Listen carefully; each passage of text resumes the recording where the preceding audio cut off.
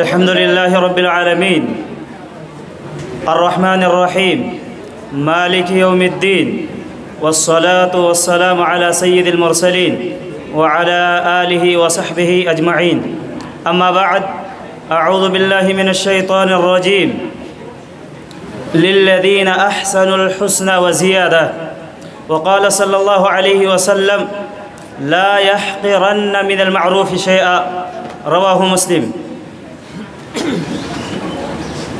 الله أكبر الله أكبر الله أكبر لا إله إلا الله الله أكبر الله أكبر وللہ الحمد۔ یہاں پر تشریف فرما مدرسے کے بڑے ہی موقر اور محترم اساتذہ کرام، گاؤں یا اطراف سے تشریف فرما مہمانان اعظام، اور ہمارے سامنے تشریف فرما ہمارے حال اور مستقبل۔ آج میں بہت ہی اختصار کے ساتھ آپ کے سامنے پیش کرنے جا رہا ہوں وہ اعمال جن کا ثواب حج کے برابر ہے، صحیح اور ضعیف روایات کی روشنی میں۔ میں نے یہاں آنے سے پہلے اس مضمون کو پیش کرنے کے لیے ایک نیا طریقہ سوچا تھا۔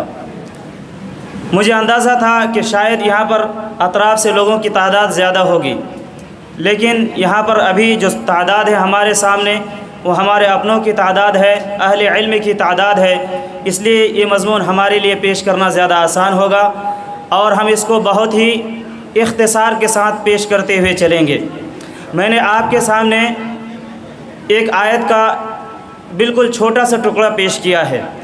اس کے اندر اللہ رب العالمین نے فرمایا للذین احسنوا الحسنى وزیادہ، جو لوگ بھلائی کرتے ہیں ان کے لیے بھلائی ہے اور اس سے بھی زیادہ۔ یعنی اللہ نے اس آیت کے اندر ارشاد فرمایا جو نیک کام کرتے ہیں تو اللہ رب العالمین ان کو نیکی کا ثواب دے گا، اس کے اس عمل کا بہترین بدلہ دے گا اور اس سے بھی کہیں زیادہ دے گا۔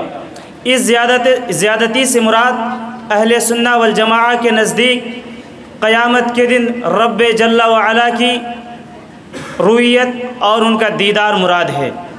یعنی جو لوگ نیک عمل کرتے ہیں اللہ رب العالمین ان کو ثواب عطا کرے گا اور قیامت کے دن اللہ رب العالمین کے چہرے کو دیکھنے کی نصیب اور اس کی قسمت ان کے حق میں ہوگی۔ یہ زیادت ہے۔ اور جو مسلم کی روایت کا ایک ٹکڑا پیش کیا تھا اس کے اندر نبی صلی اللہ علیہ وسلم نے فرمایا لا تحقرن من المعروف شیئا، نیک عمل میں اگر کم ہے آپ اس کو حقیر نہ جانیں۔ نیک عمل اس کو آپ ہرگز چھوٹا نہ سمجھیں۔ اسی کے بعد اسی حدیث کے اندر نبی نے کہا اگرچہ آپ اپنے بھائی کے ساتھ خوش الہانی کے ساتھ ملاقات کریں، ملاقات کے وقت اگر اپنے ساتھی سے خوش ہو کر ملاقات کرتے ہیں تو یہ بھی ایک نیکی ہے، اس کو بھی آپ حقیر نہ جانیں۔ یہ قیامت کے دن کئی بار آپ کو جنت میں داخل کرنے کا سبب بن سکتی ہے اور کئی بار جہنم سے بچنے کے اور اس سے نجات کا ذریعہ ایک چھوٹی سی نیکی بن سکتی ہے۔ اور ایک حدیث جو بخاری مسلم کی پہلی حدیث ہے، بخاری کی پہلی حدیث انما الاعمال بالنیات، اعمال کا دار و مدار نیت پر ہے، اعمال کا دار و مدار نیت پر۔ یعنی ہم جو ابھی مضمون پیش کرنے جا رہے ہیں یہ اعمال کئی بار ہم کر رہے ہوتے ہیں، یعنی وہ اعمال جن کا ثواب حج کے برابر ہے وہ اعمال ہم کر رہے ہوتے ہیں لیکن ہم کو یہ پتہ نہیں ہے کہ اس کا ثواب یہ ہے، تو ہمیں عمل کرنے سے پہلے نیت کرنی چاہیے۔ اس سلسلے میں عبداللہ بن عمر کی ایک روایت ہے جس سے صاف پتہ چلتا ہے کہ اگر کسی شخص کو کسی عمل کی فضیلت سے متعلق علم نہ ہو تو وہ عمل نہیں کرے گا اور اس کو نیکی نہیں ملے گی۔ ابن عمر رضی اللہ عنہما کی روایت ہے، انہوں نے کہا کہ ابو ہریرہ رضی اللہ عنہ بہت ساری روایتیں بیان کرتے ہیں، ان میں سے ایک روایت یہ ہے کہ جو جنازے میں شامل ہوتا ہے اور میت کے دفن کے بعد تک اس میں شامل رہتا ہے تو اس کو اللہ 2 قیرات نیکی عطا فرماتا ہے۔ کہا کہ اس ضمن میں جو بہت ساری روایتیں ابو ہریرہ کی ہیں اس میں یہ بھی ایک حدیث ہے۔ اس حدیث کی تصدیق سے متعلق حضرت ابن عمر رضی اللہ عنہما نے عائشہ کے پاس ایک شخص کو بھیجا کہ حدیث کیسی ہے۔ تو حدیث کا جو لفظ ہے فصدقت عائشۃ ابا ہریرہ، ابو ہریرہ کی عائشہ نے تصدیق کی، کہا کہ حدیث صحیح ہے، نبی سے ثابت ہے، نبی نے کہا ہے۔ اس کے بعد سوچنے کی بات اور ہمارے مضمون سے متعلق جو بات ہے وہ یہ، ابن عمر نے کہا لقد فرط منا قراریت کثیرہ، کہ ہم سے تو بہت ساری نیکیاں چھوٹ گئی ہیں، ہم سے بہت ساری نیکیاں چھوٹ گئی ہیں۔ اس سے پتہ یہ چلتا ہے کہ اگر کسی عمل کے بارے میں آدمی کو معلوم نہ ہو تو آدمی اس عمل سے محروم رہے گا، اس کا ثواب نہیں ملے گا۔ انہی باتوں کے ساتھ آج جو میں آپ کے سامنے مضمون پیش کروں گا اس کے دو ناحیے ہوں گے۔ سب سے پہلے میں کوشش یہ کروں گا کہ جو اعمال حج کے برابر ثواب کے اعتبار سے ہیں اور وہ صحیح حدیث یا حسن حدیث یا دوسرے الفاظ میں کہیں جو مقبول حدیث ہیں، جس پر عمل کیا جا سکتا ہے، ان احادیث کی روشنی میں کون سے اعمال ہیں۔ دوسری بات، بہت سارے اعمال جن سے متعلق کبھی کبھی کچھ روایتیں یا کچھ احادیث سامنے آتے ہیں کہ ان احادیث سے پتہ یہ چلتا ہے کہ یہ عمل بھی ایسا ہے کہ جس کے کرنے سے حج کے برابر آدمی کو ثواب مل سکتا ہے، لیکن وہ حدیث صحیح نہیں ہے، چاہے وہ کسی بھی رتبے کا ہو، کہیں صرف ضعیف کمزور، کبھی بہت کمزور، اور کبھی اس کی کوئی اصل نہیں، یعنی موضوع روایت ہوتی ہے۔ وہ دوسرے نقطے میں انشاءاللہ بات کریں گے۔ تو جو مقبول احادیث کے ضمن میں اعمال آئے ہیں وہ 7 ہیں، یاد کر لیں سب۔ جو مقبول احادیث ہیں جن کی روشنی سے پتہ چلتا ہے کہ کچھ اعمال ایسے ہیں جن کا ثواب حج کے برابر ہے، وہ 7 عمل ہیں۔ کتنے؟ 7 عمل ہیں۔ نمبر 1، رمضان میں عمرہ کرنا۔ رمضان میں عمرہ کرنا، اگر کوئی شخص رمضان میں عمرہ کرتا ہے تو اس کو اللہ رب العالمین اپنے فضل و احسان سے پورے حج کے برابر ثواب عطا کرتا ہے۔ عبداللہ ابن عباس کی روایت ہے، انہوں نے کہا کہ نبی صلی اللہ علیہ وسلم جب حج سے واپس آئے تو نبی صلی اللہ علیہ وسلم نے ام سنان الانصاریہ سے کہا کہ آپ حج کرنے کیوں نہیں گئی تھیں؟ انہوں نے کہا کہ میرے شوہر کی وجہ سے۔ پھر آگے بتایا کہ ہمارے پاس 2 اونٹ ہیں جس سے کھیتی باڑی کی سیرابی کرتے ہیں، پانی اس سے سینچائی کا کام لیتے ہیں۔ میرا ایک شوہر ایک اونٹ پر چلا گیا حج کرنے کے لیے، دوسرے پہ اگر میں جاتی تو کھیتی باڑی کی سینچائی کا کام نہیں ہو سکتا تھا، اس لیے میں نہیں گئی۔ اس کے بعد نبی صلی اللہ علیہ وسلم نے فرمایا کہ رمضان میں عمرہ کیجئے، رمضان میں عمرہ کیجئے، فإن عمرة فی رمضان تقضی حجتاً او قال حجتاً معی، کہ آپ اگر رمضان میں عمرہ کرتے ہیں تو اس میں حج کا ثواب مل جائے گا، یا یہ کہ نبی نے کہا کہ میرے ساتھ حج کا ثواب ملے گا، یعنی نبی کے ساتھ حج کرنے سے جتنا ثواب ملتا ہے اتنا ثواب ملے گا۔ یہ حدیث بخاری مسلم کی ہے، اس میں حکم لگانے کی کوئی ضرورت نہیں ہے، صحیح حدیث ہے۔ تو اس حدیث سے پتہ یہ چلا کہ رمضان میں حج کرنے سے، رمضان میں عمرہ کرنے سے آدمی کو حج کے برابر ثواب ملتا ہے۔ یہاں پر ایک سوال ہے، اگر کوئی شخص رمضان میں عمرہ کرتا ہے تو کیا اس سے فرض حج ساقط ہو جائے گا؟ فرض حج ساقط ہو جائے گا، یعنی میں نے رمضان میں عمرہ کیا اور میں مستطیع ہوں، میرے پاس مال ہے، تو کیا اب مجھے جو اسلام کا ایک رکن حج ہے وہ کرنے کی ضرورت نہیں ہے؟ یہ سوال ہے۔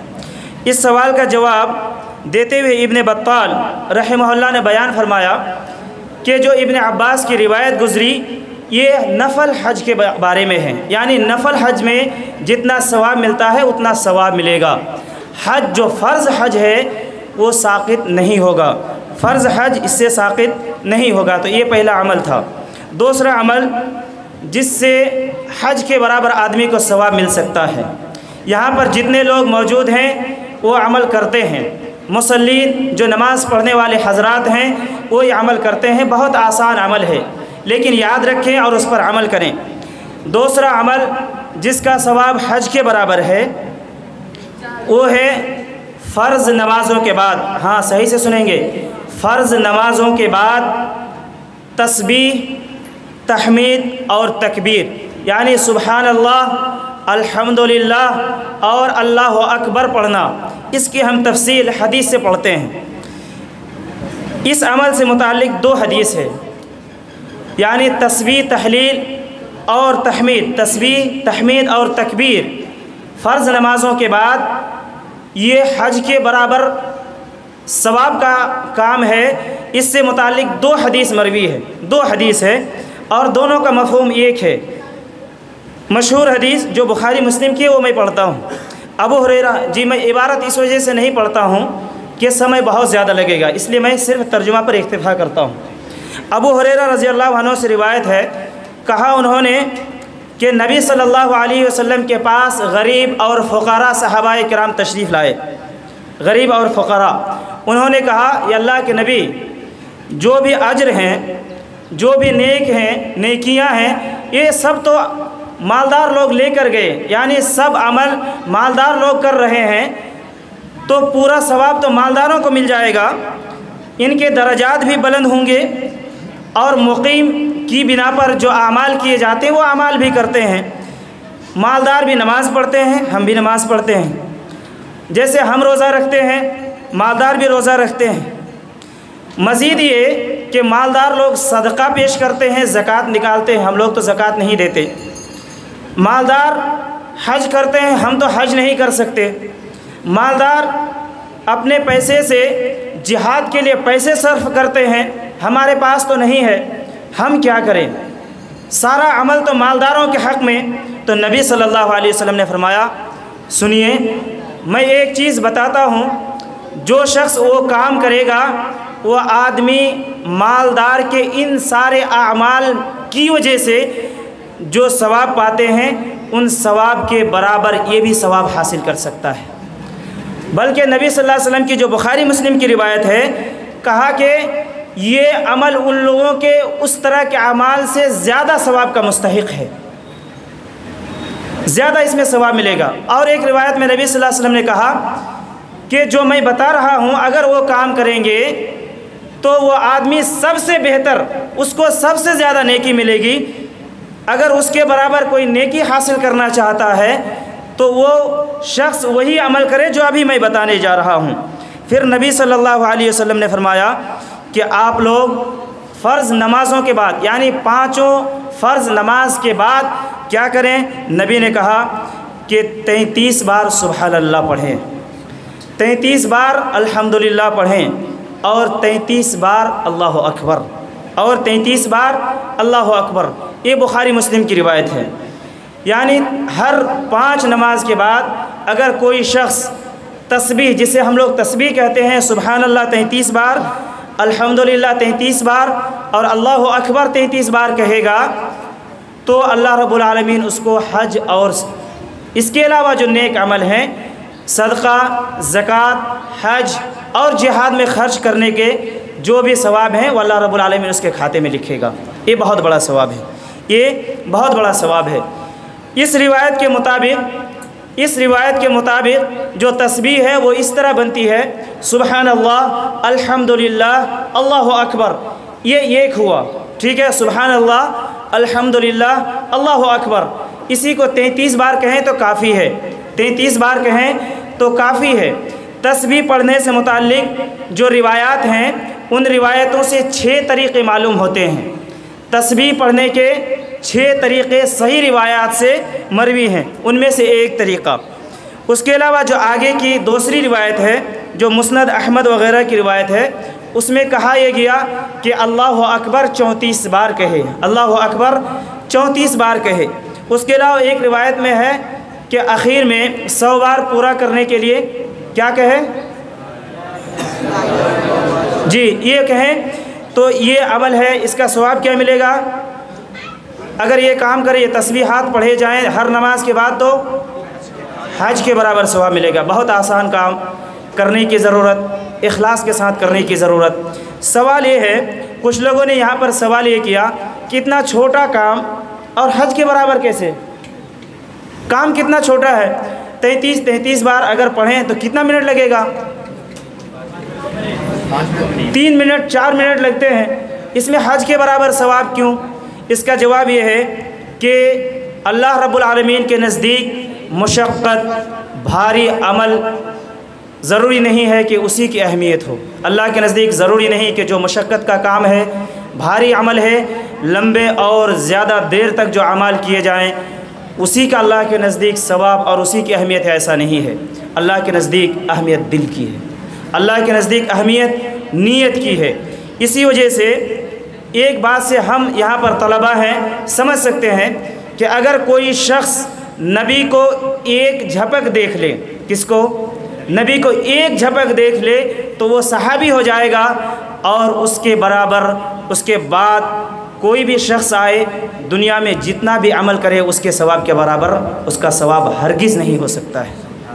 جبکہ کتنا چھوٹا کام تھا، صرف نبی کا دیدار، نبی کا چہرہ دیکھنا ایمان کے ساتھ، اس سے آدمی صحابی ہو جاتا ہے اور اس کے عمل کے برابر کسی کا بھی ثواب نہیں ہو پائے گا۔ اس لیے اللہ کے نزدیک زیادہ اور بھاری کام نہیں، بلکہ وہ عمل جو نبی کی بتائی ہوئی شریعت اور اللہ کے جو اخلاص کے ساتھ کیے جائے، نیت اچھی ہو، اس عمل کی اہمیت ہے۔ یہ دوسرا عمل تھا، یہ دوسرا عمل۔ تیسرا عمل ہے تیسرا عمل جس کا ثواب حج کے برابر ہے۔ سب غور سے سنیں گے کہ ایک آدمی اگر فجر کی نماز جماعت کے ساتھ ادا کرتا ہے، ایک آدمی فجر کی نماز جماعت کے ساتھ ادا کرتا ہے، پھر وہ آدمی اسی جگہ پر بیٹھ کر اللہ کو یاد کرتا ہے، ذکر و اذکار میں مشغول رہتا ہے۔ صحیح سے سنیں گے، وہ آدمی اسی جگہ بیٹھ کر ذکر و اذکار میں مشغول رہتا ہے، پھر وہاں پر چاشت کی صلاۃ ضحیٰ کی 2 رکعات پڑھ کر اٹھتا ہے، تو ایسے آدمی کو اللہ رب العالمین حج کے برابر ثواب دے گا۔ کیا کام؟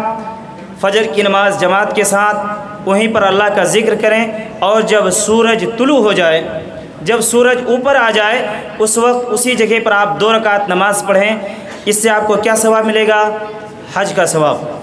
انس رضی اللہ عنہ سے روایت ہے، کہا انہوں نے کہ رسول اللہ صلی اللہ علیہ وسلم نے فرمایا، من صلی الغداۃ فی جماعت ثم قعد یذکر اللہ حتی تطلع الشمس ثم صلی رکعتین كانت له كأجر حجة وعمرة قال رسول الله صلی اللہ علیہ وسلم تامة۔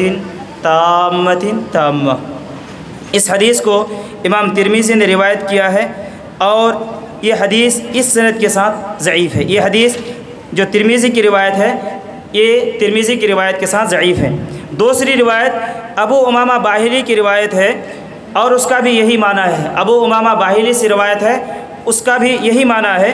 اس کو ابو عبداللہ المحاملی نے اپنے اعمالی کے اندر تذکرہ کیا ہے، ابن عساکر نے تاریخ دمشق کے اندر اس کا تذکرہ کیا ہے، اور ابن شاہین نے الترغیب فی فضائل الاعمال، ابن شاہین نے الترغیب فی فضائل الاعمال کے اندر یہ روایت ذکر کی ہے، اور یہ روایت اس سند کے ساتھ حسن ہے۔ یہ روایت، یہ جو ابھی جو سند دوسری حدیث پڑھی گئی ابو امامہ باہلی کے حوالے سے، اس حوالے سے یہ حدیث حسن ہے۔ اس سلسلے میں ایک تیسری حدیث بھی ہے جو عبداللہ بن عمر کی روایت ہے، عبداللہ بن عمر سے مروی ہے، جس کو امام طبرانی نے اپنے اوسط کے اندر تذکرہ کیا ہے، معجم الاوسط کے اندر، اور اس کی سند ضعیف ہے۔ اس کی سند کیا ہے؟ ضعیف ہے، اس کی سند بھی ضعیف ہے۔ تو اس سلسلے میں 3 روایت جو ابو امامہ باہلی کی روایت ہے وہ حسن ہے۔ وہ روایت حسن ہے جس کے اندر نبی نے کیا کہا کہ جو شخص فجر کی نماز جماعت کے ساتھ ادا کرتا ہے، پھر اسی جگہ پر اللہ کا ذکر و اذکار کرتے رہتا ہے، یہاں تک کہ چاشت کی 2 رکعت وہاں نماز پڑھ لے، تو ایسے آدمی کو اللہ رب العالمین مکمل حج اور عمرے کا ثواب دیتا ہے۔ یہ حدیث اکثر علماء کے نزدیک مقبول ہے، جس پر عمل کیا جا سکتا ہے اور جس پر عمل ہوتا چلا آیا ہے، جس پر عمل ہوتا چلا آیا ہے۔ اس حدیث میں ایک سوال ہے، اس حدیث میں ایک سوال ہے جس سے کچھ چیزوں کو سمجھا جا سکتا ہے۔ وہ سوال یہ ہے، کیا نماز پڑھنے کے بعد جہاں پر ہم بیٹھے ہیں اسی جگہ پر بیٹھے رہنا ضروری ہے؟ کیا ہم وہاں سے اٹھ کر باہر نہیں جا سکتے ہیں؟ وہاں سے باہر گئے یا کسی خاص کام کے لیے گئے تو کیا ہمیں یہ ثواب نہیں ملے گا؟ اس کا صحیح جواب یہ ہے کہ اس میں شرط یہ ہے کہ وہ آدمی اللہ کا ذکر کرتا رہے۔ وہاں فجر کی نماز پڑھنے کے بعد اگر وہ اللہ کا ذکر کرتا رہتا ہے، دعاؤں میں مشغول رہتا ہے، حتیٰ کہ علماء کرام نے کہا کہ اگر کوئی شخص وہاں سے اٹھ کر علم حاصل کرنے کے لیے چلا جاتا ہے، جیسے ہم لوگ کلاس میں جاتے ہیں، کلاس میں اگر شرعی علوم پڑھتا ہے، وقفے میں اللہ رب العالمین کو یاد کرتا رہتا ہے، ذکر و اذکار میں مشغول رہتا ہے، پھر چاشت کی 2 رکعت نماز پڑھتا ہے، تو ایسے آدمی کو بھی اللہ رب العالمین مکمل حج اور عمرے کا ثواب عطا کرے گا۔ چوتھا عمل جس کا ثواب حج کے برابر، وہ یہ کہ آدمی اپنے گھر سے باوضو ہو کر نکلے اور فرض نماز ادا کرے۔ باوضو ہو کر اگر کوئی شخص فرض نماز ادا کرنے کے لیے نکلتا ہے تو اللہ رب العالمین اسی نماز کی وجہ سے، گھر سے آپ وضو کر کے نکلے تو اسی عمل کی وجہ سے اللہ رب العالمین آپ کو حج کے برابر ثواب دے گا۔ ابو امامہ سے روایت ہے کہ رسول اللہ صلی اللہ علیہ وسلم نے فرمایا کہ جو شخص اپنے گھر سے وضو کی حالت میں فرض نماز کے لیے نکلتا ہے فَأَجْرُهُ كَأَجْرِ الْحَاجِّ الْمُحْرِمِ، تو حاجی محرم کے برابر اس کو ثواب ملتا ہے۔ اس حدیث کو ابو داؤد نے اپنے سنن کے اندر روایت کیا ہے، اور اس کو رویانی نے اپنے مسند کے اندر روایت کیا ہے، طبرانی نے معجم الاوسط کے اندر اس کو بیان کیا ہے، احمد نے بھی اس کو اپنے مسند کے اندر بیان کیا ہے، اور امام طبرانی نے اس کو معجم الصغیر میں بھی اس کو بیان کیا ہے، اور امام طبرانی نے اس کو مسند الشامین میں بھی اس کا تذکرہ کیا ہے۔ اسی طرح امام بیہقی نے سنن کبریٰ میں اس کا تذکرہ کیا ہے، اور امام طبرانی نے یہ روایت 2 بار معجم الکبیر کے اندر بھی ذکر کیا ہے۔ جو ابو داؤد کی سند ہے وہ سند صحیح ہے، ابو داؤد کی جو سند ہے وہ سند صحیح ہے۔ اس سے پتہ یہ چلا کہ اگر کوئی شخص گھر سے وضو کر کے فرض نماز کے لیے نکلتا ہے ثواب کے ارادے سے، یہ نیت کرتے ہوئے کہ اس کا یہ ثواب ہے جس سے حج کا ثواب ملے گا، تو انشاءاللہ اللہ اس کو حج کے برابر ثواب عطا کرے گا۔ اس حدیث کے بارے میں جو معاصرین علماء ہیں ان کا یہ کہنا ہے کہ حدیث معمول بہی ہے، اس پر عمل کیا جاتا رہا ہے، اس پر عمل کیا جائے گا۔ پانچواں عمل جس کا ثواب حج کے برابر ہے، پانچواں عمل جس کا ثواب حج کے برابر ہے، اور ہم اللہ سے امید کرتے ہیں کہ ہم لوگ جو یہاں پر ابھی تشریف فرما ہے، یہ ہمارا ان 5 عمل میں سے یہ 5واں عمل یہ ہمارا ہوگا۔ یعنی 5واں عمل، اگر کوئی شخص مسجد کی طرف نکلتا ہے علم حاصل کرنے کے لیے، کوئی شخص مسجد کی طرف علم سیکھنے کے لیے نکلتا ہے اس ارادے سے، نیت کو خالص کرتے ہوئے کہ ہم جو سیکھیں گے اس پر عمل کریں گے، اپنے نفس سے جہالت کو دور کریں گے، اور جو بھی عمل ہوگا ہم اس کو اخلاص کے ساتھ شریعت کے موافق عمل کرنے کے لیے ہم جا رہے ہیں، تو اس کو اللہ رب العالمین حج کے برابر ثواب دے گا۔ ابو امامہ سے روایت ہے، وہ نبی صلی اللہ علیہ وسلم سے روایت کرتے ہیں، نبی صلی اللہ علیہ وسلم نے ارشاد فرمایا کہ جو شخص مسجد کی طرف نکلتا ہے اور اس کا مقصد صرف علم حاصل کرنا ہوتا ہے، استثناء کے ساتھ ہے، عربی لفظ ہے لا یرید الا ان یتعلم خیرا، کہ اس کا ارادہ صرف خیر سیکھنے کا ہوتا ہے، صرف بھلائی کو سیکھنے کا اس کا ارادہ ہوتا ہے، یا وہ سکھانے کا ارادہ رکھتا ہے، نبی نے کہا کان لہ کاجر حاج تاما حجتہ، تو ایسے آدمی کو مکمل حج کا ثواب ملتا ہے۔ اس حدیث کو امام طبرانی نے معجم الکبیر کے اندر روایت کیا ہے، ابو نعیم نے حلیۃ الاولیاء میں اس کا تذکرہ کیا ہے، اور مسند الشامین میں بھی اس کا تذکرہ ہے، ابن عساکر نے تاریخ دمشق میں بھی اس کا تذکرہ کیا ہے، حاکم کی مستدرک میں بھی یہ روایت موجود ہے، اور جو طبرانی کی روایت ہے وہ روایت حسن ہے، اس پر بھی علماء کرام نے کہا کہ اس پر بھی عمل کیا جائے گا، اور امام منذری نے بھی اس کو نقل کیا ہے، اور حافظ عراقی نے کہا کہ اس کی سند درست ہے، اور امام حیثمی نے کہا کہ جو طبرانی نے روایت کی ہے اس کے تمام روات ثقہ ہیں، تمام صحیح راوی ہیں، اس پر عمل کیا جائے گا۔ اور جو معاصرین علماء ہیں ان کا یہ کہنا ہے کہ یہ عمل کے لائق حدیث ہے، عمل کے لائق حدیث ہے۔ تو یہ ہمارا 5واں عمل تھا کہ اگر کوئی شخص مسجد علم حاصل کرنے کے ارادے سے آتا ہے، اچھے ارادے سے، اس نیت کے ساتھ کہ جو ہم سیکھیں گے اس کے ذریعے اپنے نفس سے جہالت کو دور کریں گے، عمل کریں گے اس پر، تو اللہ رب العالمین ایسے شخص کو، ایسے طالب علم کو انشاءاللہ حج کے برابر ثواب عطا کرے گا۔ چھٹا عمل جس کا ثواب حج کے برابر ہے وہ ہے قباء مسجد کی زیارت۔ قباء مسجد میں 2 رکعات نماز، قباء مسجد میں 2 رکعات نماز، اس سے عمرے کا ثواب ملے گا، اس سے عمرے کا ثواب ملے گا۔ اس سلسلے میں بھی 2 حدیث روایت ہے، ایک ابو امامہ بن سہل بن حنیف سے روایت ہے، اس کے اندر کہا کہ میرے والد محترم نے کہا ہے کہ رسول اللہ صلی اللہ علیہ وسلم نے فرمایا کہ جو شخص نکلتا ہے یہاں تک کہ مسجد قباء تشریف لاتا ہے اور اس میں نماز پڑھتا ہے، کانا کعدل عمرہ، تو اس کو عمرے کے برابر ثواب ملے گا، اس کو عمرے کے برابر ثواب ملے گا۔ اس حدیث کو امام احمد نے اپنے مسند کے اندر روایت کیا ہے، اور ابن ماجہ نے اپنے سنن کے اندر، امام طبرانی نے معجم الکبیر کے اندر اس کو روایت کیا ہے، اور اس کی جو سند ہے اس کی سند حسن لغیرہ ہی ہے، اس کی سند یہ حدیث حسن لغیرہ ہی ہے، اور ابن باز وغیرہ کا فتویٰ ہے کہ اس پر عمل کیا جا سکتا ہے، بلکہ کچھ معاصرین نے یہ کہا ہے کہ نبی کے بعد سے لے کر معمول بہی ہے، اس پر عمل ہوتا چلا آیا ہے۔ اگرچہ اس طرح کی بعض روایتوں پر کلام ہے، لیکن عملی طور پر یہ ثابت ہے کہ مسجد قباء میں نماز عمرے کے برابر ثواب کا مستحق ہے۔ دوسری حدیث عبداللہ بن عمر سے ہے، دوسری حدیث عبداللہ بن عمر سے روایت ہے، جس کو ابن حبان نے اپنی صحیح کے اندر روایت کیا ہے، اور وہ روایت حسن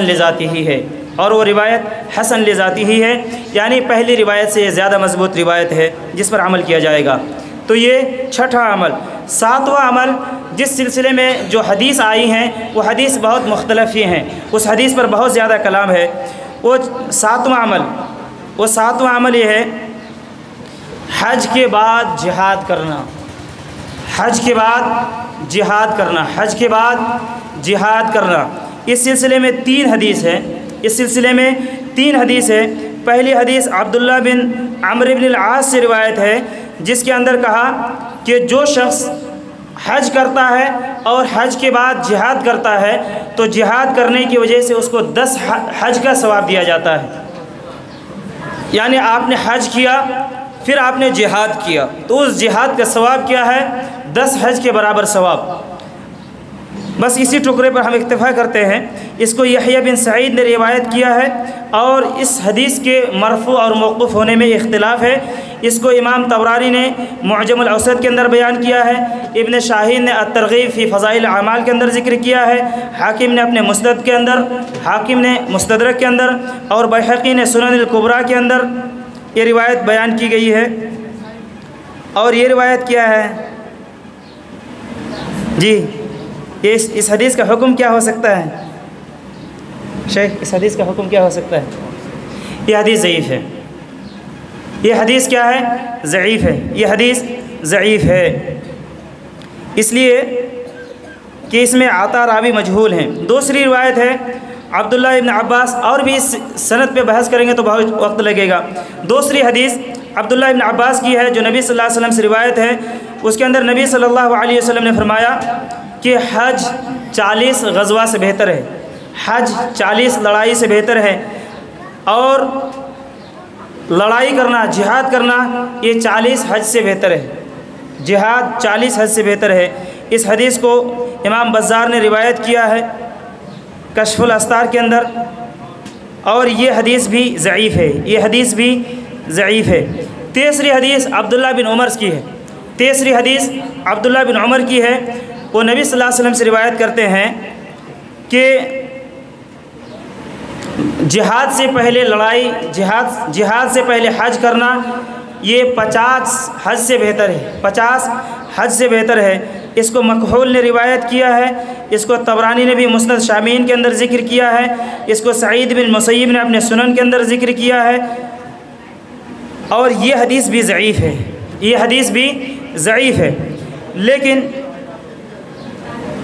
یہ حدیث بھی ضعیف ہے، لیکن کچھ علماء کرام نے اس جو 3 روایت ہے، تینوں روایت میں الگ الگ چیزیں ہیں، ان تینوں روایتوں کو بیان کرنے کے بعد یہ کہا ہے کہ اگر صرف جہاد کرنا مراد ہو، صرف اگر جہاد کرنا مراد ہو تو اس کا ثواب حج کے برابر ہو سکتا ہے۔ اس سلسلے میں مرسل سند جو حسن ہے، ایک مرسل روایت ہے اور وہ حسن ہے، اس سے استدلال کیا ہے، حسن روایت سے استدلال کیا ہے، اور ایک عائشہ کی روایت ہے، اس سے استدلال کیا ہے کہ نبی صلی اللہ علیہ وسلم نے کہا کہ عورتوں کا جہاد حج ہے، عورتوں کا جہاد حج ہے۔ تو اس کا مفہوم مخالف کیا ہے کہ جو شخص جہاد کرتے ہیں اس کو حج کا ثواب ملے گا۔ اس کا مفہوم مخالف کیا ہے؟ جو شخص جہاد کرتے ہیں اس کو حج کا ثواب ملے گا، اس لیے کہ عورتوں کے حق میں جہاد نہیں ہے، تو اگر کوئی شخص کوئی عورت حج کر لیتی ہے تو اس کو جہاد کا ثواب ملے گا۔ یہ 7واں عمل تھا۔ اور یہاں پر بہت لمبی تقریر ہو گئی کیسے؟ جی، یہ 7 اعمال تھے، 7 اعمال تھے۔ ابھی اور 22 عمل ایسے ہیں، 22 عمل ایسے ہیں جو ضعیف روایت ہے یا بہت ضعیف، اس کو میں انشاءاللہ 3 سے 4 منٹ کے اندر ختم کروں گا۔ پہلا عمل حج کی وصیت کرنا، پہلی روایت ہے حج سے متعلق وصیت کرنا۔ انس کی روایت ہے، ابن شاہین نے ترغیب فی فضائل الاعمال اور ابو نعیم نے تاریخ اصبہان اور بیہقی نے سنن کبریٰ کے اندر روایت کیا ہے، اور یہ حدیث بہت ضعیف ہے، یہ حدیث بہت ضعیف ہے۔ اور ایک روایت ہے کہ کوئی عورت اگر اپنے شوہر کے ساتھ حسن سلوک سے پیش آتی ہے تو اس کو بھی حج کا ثواب ملتا ہے، وہ اسماء بنت یزید الانصاریہ کی روایت ہے۔ ابو نعیم نے معرفت الصحابہ، بیہقی نے شعب الایمان میں روایت کیا ہے، اور وہ بھی ضعیف روایت ہے۔ تیسرا عمل کہ اگر کوئی شخص، یہ بہت مشہور ہے ہم لوگوں میں، یہ بہت مشہور ہے، اگر کوئی شخص ماں کے ساتھ حسن سلوک کرتا ہے، ماں کے ساتھ ان کا اگر اچھا ویوہار اور اچھا تعلق ہے تو ایسے آدمی کو حج، عمرہ اور جہاد کا ثواب ملے گا۔ یہ انس کی روایت ہے، ابو یعلا نے اس کو اپنے مسند کے اندر روایت کیا ہے، اور طبرانی نے معجم الاوسط اور صغیر کے اندر، اور بیہقی نے شعب الایمان کے اندر، اور یہ حدیث بھی ضعیف ہے، یہ حدیث بھی ضعیف ہے۔ اور ایک روایت ہے کہ جو شخص عمان سے حج کرنے کے لیے آئے گا تو اس کو 2 حج کا ثواب ملے گا، وہ حدیث بھی ضعیف ہے، اس کو امام بخاری نے تاریخ الکبیر کے اندر روایت کیا ہے۔ اور ایک ہے کہ جو شخص صرف مغرب کی نماز جماعت کے ساتھ ادا کرے گا تو اس کو حج اور عمرے کا ثواب ملے گا، وہ روایت بہت ضعیف ہے۔ اور ایک روایت جس کے اندر یہ پیش کیا کہ جو شخص جمعہ کی نماز کے لیے پہلے آئے گا تو اس کو حج کا ثواب ملے گا، اور جو شخص عصر کی نماز کا انتظار کرے گا اس کو عمرے کا ثواب ملے گا۔ یہ روایت موضوع ہے، یہ روایت موضوع ہے۔ اس کے بعد کچھ لوگوں نے کہا، آج بھی کچھ لوگوں میں یہ مشہور ہے، اور یہ حج کے بارے میں شبہ ہے، شک ہے، کہ اگر کوئی شخص اپنے بھائی کی ضرورت میں خرچ کرتا ہے، کوئی شخص محتاج ہے، اگر اس کو پیسہ دے دیتا ہے تو وہ آدمی حج کے برابر ثواب حاصل کر سکتا ہے۔ اس روایت کو، اس میں 3 روایت ہیں، یعنی اگر کوئی شخص محتاج آدمی کو پیسہ دیتا ہے تو اس کو حج کا ثواب ملے گا۔ اس میں 3 روایت ہے۔ ایک علی بن حسین کی روایت ہے جس کو بیہقی نے شعب الایمان کے اندر روایت کیا ہے، اور وہ بہت کمزور روایت ہے۔ دوسری روایت عبداللہ بن عمر اور ابو ہریرہ کی روایت ہے جس کو امام خرائطی نے مکارم الاخلاق کے اندر روایت کیا ہے، اور طبرانی نے معجم الاوسط کے اندر، اور ابن شاہین نے ترغیب فی فضائل الاعمال کے اندر، اور ابو نعیم نے تاریخ اصبہان کے اندر، اور بیہقی نے شعب الایمان کے اندر، اور وہ بھی بہت ضعیف ہے، شدید الضعف، فیہ شدید الضعف۔ تیسری روایت انس کی ہے جس کو امام خطیب نے روایت کیا تاریخ بغداد کے اندر، وہ حدیث ضعیف ہے، اور کچھ لوگوں نے اس حدیث کو موضوع کہا ہے۔ اس لیے جو شخص یہ سمجھتے ہیں کہ ضرورت مند کو پیسہ دینے سے حج کا ثواب ملے گا، وہ بہت غلطی پر ہیں، یہ ساری روایتیں صحیح اور ثابت نہیں ہیں۔ ایک روایت ہے کہ کوئی شخص اگر کوئی شخص سورہ یاسین کی تلاوت کرتا ہے تو اس کو 20 حج کا ثواب ملے گا، سورہ یاسین کی تلاوت سے 20 حج کا ثواب ملے گا۔ یہ ابو بکر صدیق کی روایت ہے جس کو عقیلی نے ضعفاء کے اندر روایت کیا ہے، اور خطیب نے تاریخ بغداد کے اندر، اور بیہقی نے شعب الایمان کے اندر، اور روایت موضوع ہے، یہ روایت موضوع ہے۔ اس کے بعد ایک روایت ہے کہ جو شخص عشاء اور فجر کی نماز میں حاضر ہوتا ہے، جو شخص عشاء اور فجر کی نماز میں حاضر ہوتا ہے تو اس کو حج اور عمرے کا ثواب ملے گا۔ اس میں عتبہ بن عائض کی روایت ہے جس کو ابن شاہین نے الترغیب فی فضائل الاعمال کے اندر روایت کیا ہے، اور وہ بھی بہت ضعیف، اور کچھ لوگوں نے اس کو موضوع کہا ہے۔ ایک روایت ہے کہ جو شعبان کی رات کو جاگے گا اور اس میں 14 رکعت نماز پڑھے گا تو اس کو حج کا ثواب ملے گا۔ وہ روایت علی کی ہے جس کو امام بیہقی نے روایت کیا شعب الایمان کے اندر، اور وہ روایت موضوع ہے، وہ روایت موضوع ہے۔ کچھ لوگوں نے کہا کہ جو شخص مغرب کے بعد 4 رکعت نماز پڑھے گا تو اس کو 2 حج کا ثواب ملے گا۔ جو شخص مغرب کے بعد 4 رکعت نماز پڑھے گا تو اس کو 2 حج کا ثواب ملے گا۔ اس کو ابو بکر رضی اللہ عنہ کی روایت ہے، ابن شاہین نے الترغیب فی فضائل اعمال میں ذکر کیا ہے، اور یہ حدیث بہت کمزور ہے، اور اس میں بہت ساری علتیں ہیں۔ نمبر 1 اور ایک یہ نہیں، ہم علت نہیں بیان کریں گے، اس کو چھوڑتے ہیں آگے۔ اور ایک عمل ہے کہ کوئی لڑکا اگر اپنے والدین کی طرف شفقت کی نگاہ سے دیکھے تو اس کو بھی مقبول حج کے برابر ثواب ملے گا۔ یہ ابن عباس کی روایت ہے جس کو اسماعیلی نے معجم اسامی شیوخی کے اندر تذکرہ کیا ہے، بیہقی نے شعب الایمان کے اندر یہ روایت موضوع ہے۔ کچھ لوگوں نے کہا کہ جو اذان دینے والے ہیں، مؤذن ہیں، اس کو بھی اذان دینے کی وجہ سے حج اور عمرے کا ثواب ملے گا، وہ حدیث موضوع ہے۔ کچھ لوگوں نے کہا کہ جو والدین کی جانب سے حج کرے گا اس کو حج کا ثواب ملے گا، وہ روایت بہت کمزور ہے۔ اور بیان کرنا ہے، اذان دینے والا کو حج عمرہ کے ثواب نہیں ملتے، جو سے بولے جی حج اور عمرے کا ثواب مؤذن کو نہیں ملے گا۔